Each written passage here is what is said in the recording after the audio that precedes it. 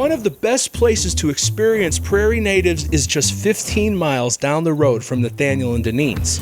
Welcome to the Schulenburg Prairie at Morton Arboretum, where botanist Kurt Dreisilker fights off invasives with fire. So fire is incredibly important in managing prairie.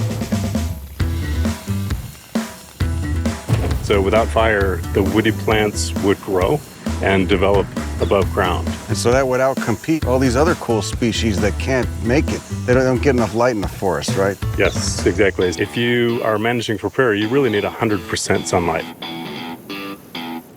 The expansive Schulenburg Prairie at Morton Arboretum stands out as one of the great success stories of Illinois prairie restoration and conservation. And Kurt's strategy of cleaning out woody plants and invasives is also used on an island in the Kankakee River that's home to Illinois' rarest plant.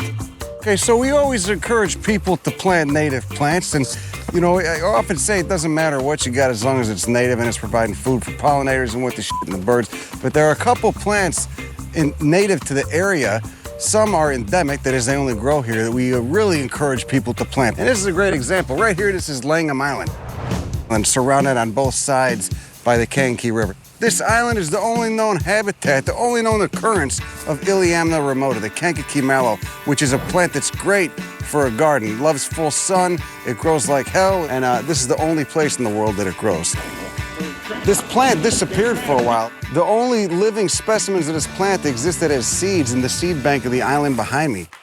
Local volunteers started coming out to the island to clear away invasive buckthorn and honeysuckle with hand tools and fire.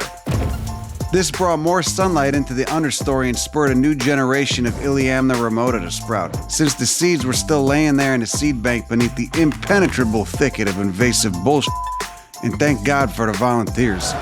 One of them's even got a Kankakee mallow bloom tattooed on her arm. Fight, Louie, save me!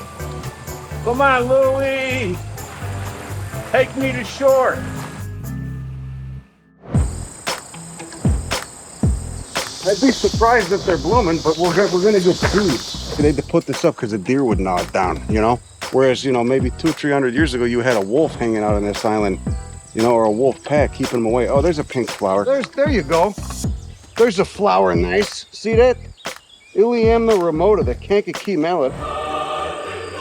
So most of them are done blooming, but there's a couple stragglers. So this is a great example of how management is important, especially in the age of invasive species. So fire is really good for this landscape because it gets rid of things like ticks, but it also will clear out the way for plants like this to thrive. This is a fire-adapted plant.